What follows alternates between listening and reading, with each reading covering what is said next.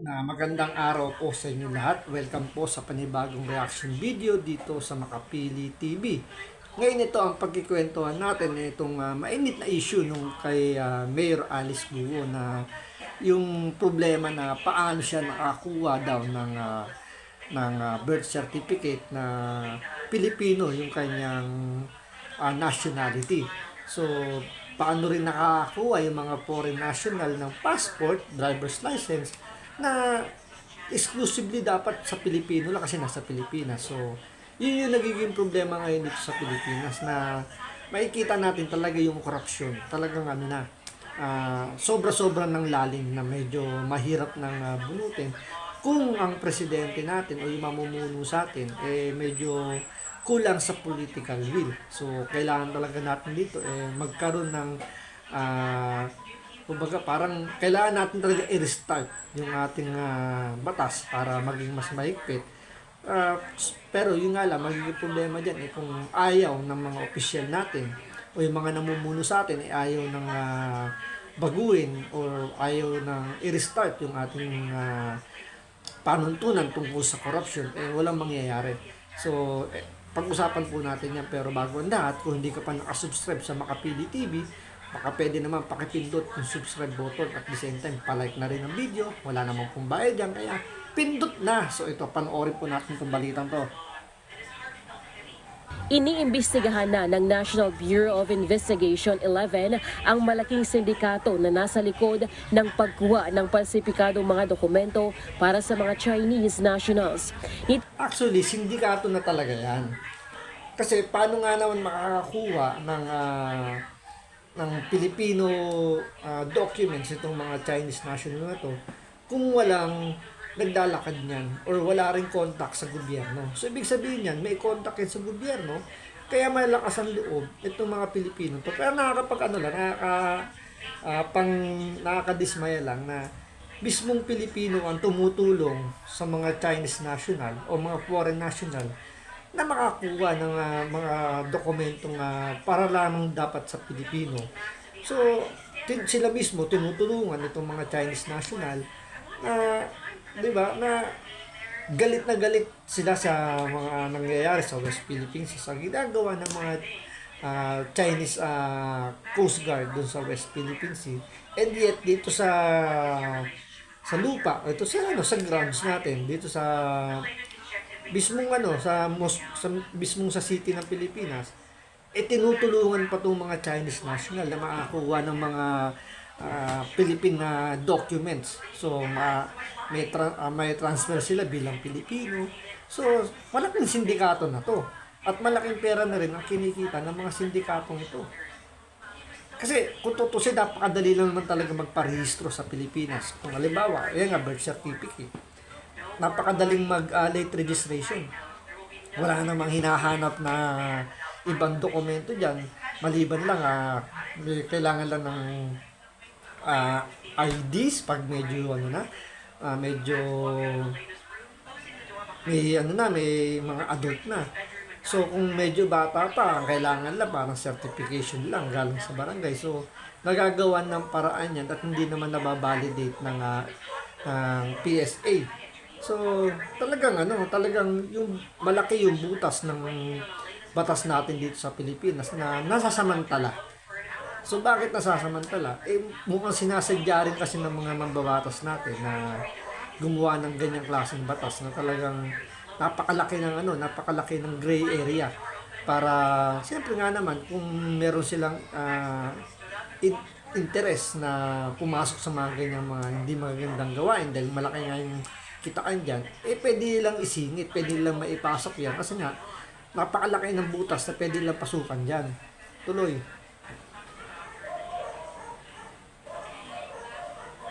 Ayaw, andali. Noong Martes, June 9, inaresto ng NBI ang isang Chinese na nagtangkang kumuha ng Philippine passport gamit ang falsipikadong driver's license, Philippine Statistics Authority ID at Certificate of Live Birth na may Filipino name. Biruin mo, Chinese national kukuha ng Philippine passport gamit yung mga pineke at mga galing sa mismong gobyerno mga dokumento. So paano siya nakakuha ng ganyan? kung walang tumutulong na Pilipino. Alam nga naman ang tutulong dyan is Chinese national din. Paano naman makikipag-communicate yan? Di ba? So, ibig sabihin, may Pilipinong kasabwat yan dito at ang Pilipinong kasabwat na to, hawak na ng sindikato. Sabi nga ni Pangulong Duterte, legal na yung pagiging sindikato kasi minsan nasa gobyerno na mismo yung sindikato. Paano mo nga naman sisitahin yung sindikato kung nasa gobyerno na mismo yung sindikato? Kung mangyayari dyan, pinalulusot. Yun nga lang, malas lang itong in-check na to, kumbaga, dito nabuko siya. Diba? Kung hindi ito nabuko, magiging Pilipino to automatic. Pilipino hindi marunong magtagalog. Diba? Saad sa dokumento ng suspect na 2013 pa ito kumuha ng live birth sa local civil registrar ng Santa Cruz, Davao del Sur. Doon Tingnan mo, 2013 siya nang kumuha siya ng certificate of live birth through late registration. So, pati doon nagagamit yung loophole doon sa pagpapay ng late registration kasi hindi naman mahigpit yung yung panutunan niya sa late registration. May submit ka lang mga papeles, wala namang background checking diyan. Antimano makakuha ka ng birth certificate. So, kapag ikaw nakakuha ka ng birth certificate, parang nangyayari niya, Pilipino ka na. 'Di ba? Filipino citizen ka na. Kasi gagamit ka na ibang pangalan diyan. Pangalang Pilipino na ilagay mo diyan. So, magiging Pilipino ka na dahil nasa record ka ng PSA. 'Di ba? So, makakuha ka na rin ng Philippine passport. Madali na yun kasi madali lang kumuha ng passport. Magkaiba yan sa visa, so mas mabilis kumuha ng passport. So, nangyayari, nagiging Pilipino to dahil sa tulong ng mga Pilipinong under ng sindikato. nadiskubre ng NBI na may halos 200 pang Chinese na inisyuhan rin ng mga palsipikadong dokumento noong 2018 at 2019. Malaki umano ang perang binabayad ng mga Chinese sa bawat birth certificate na kanilang makukuha. So malaking malaking sindikato, meron dito mga nagkakapera ng malaki din. Silang nagpa-process. So siyempre, malaking pera talaga yan. Foreign national yan. Hindi naman bariya-bariya kung sisingilin ng mga Pilipinong under ng sindikato yan. Siyempre, milyon na ang magiging bayaran dyan. Per ulo, malang yan, per ulo ang bayaran yan. So, kung tulad niya, sinasabi nila, nasa 200 Chinese national daw yung nakakuha ng mga late registration para sa birth certificate. So, kung 1 billion yan, hindi 200 million. Kumita yung sindikato ng 200 million. Diba? Yan yung dapat pagtuunan ng pansin ng gobyerno natin na dapat gawan nila ng batas na sa mga late registration dapat may mga background checking yan. Diba? Andyan yung ini-interview yung mga magulang para at least patunayan na Pilipino talaga itong nire-register nila ng late. Kasi ang nangyayari dyan parang non-appearance, parang sa sasakyan sa LTO, di ba? Ang Pilipino kaya mag-rehistro sa sasakyan kahit walang sasakyan. Kahit hindi dalhin yung sasakyan sa LTO, marirehistro yan. Gamit ang non-appearance. Siyempre, pag non-appearance mo yan, kailangan mo ng pera na pampadulas dun sa loob ng LTO para marehistro.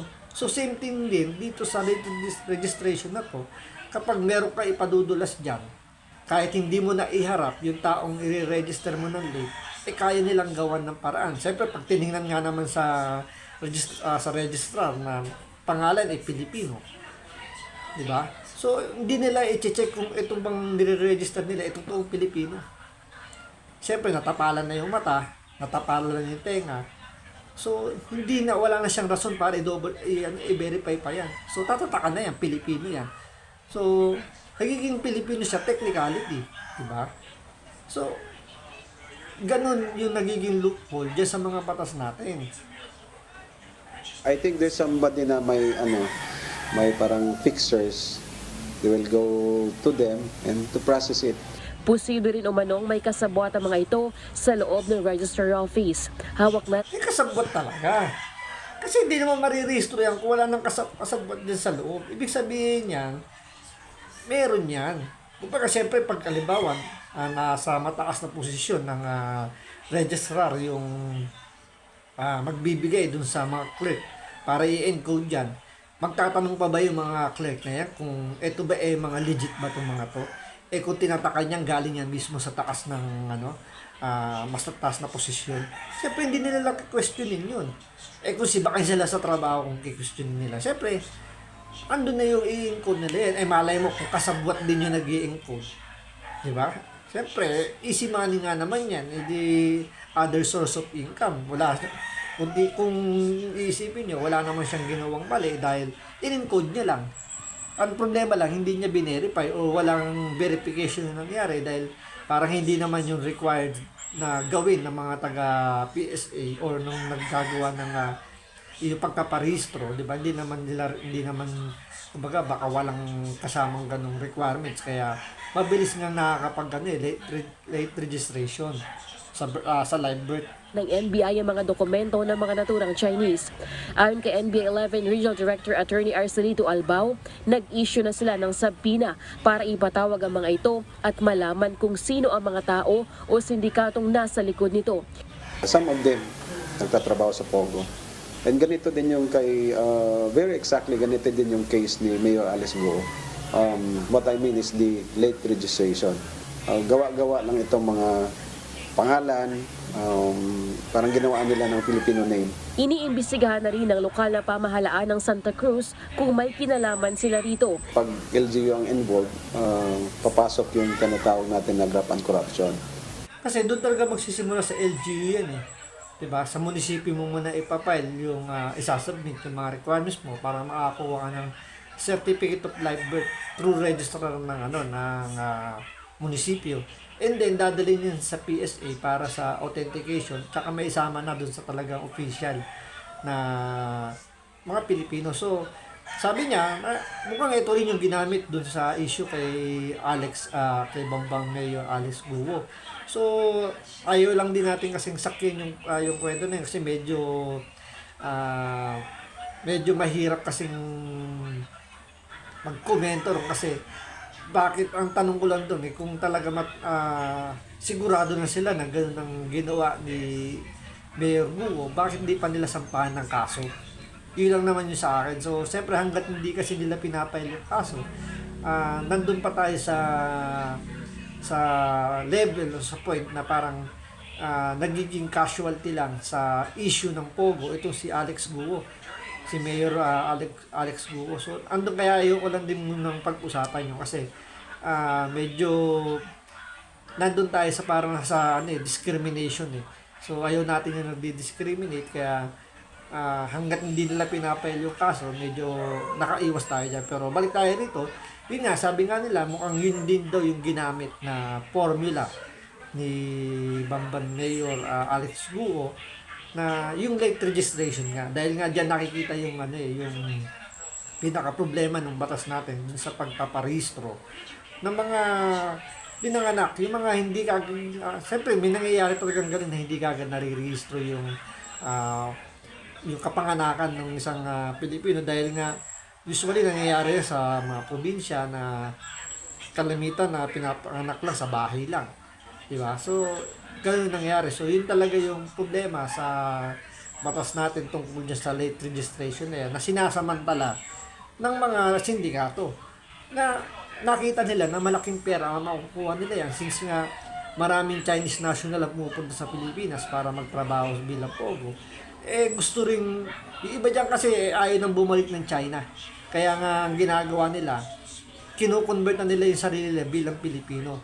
So, ang gagawin, late registration. Imbis nga naman na mag-apply sila para maging naturalized Pilipino, yung parang maging Pilipino sila ng pinaka-legal kasi, yung magpapile ka o hihingi ka ng maging Filipino national. So, napakahabang proseso nun. Tsaka kailangan mo pang umattend ng mga hearing na yan. Unlike kung mag-late registration ka, mas mabilis na maging Pilipino ka.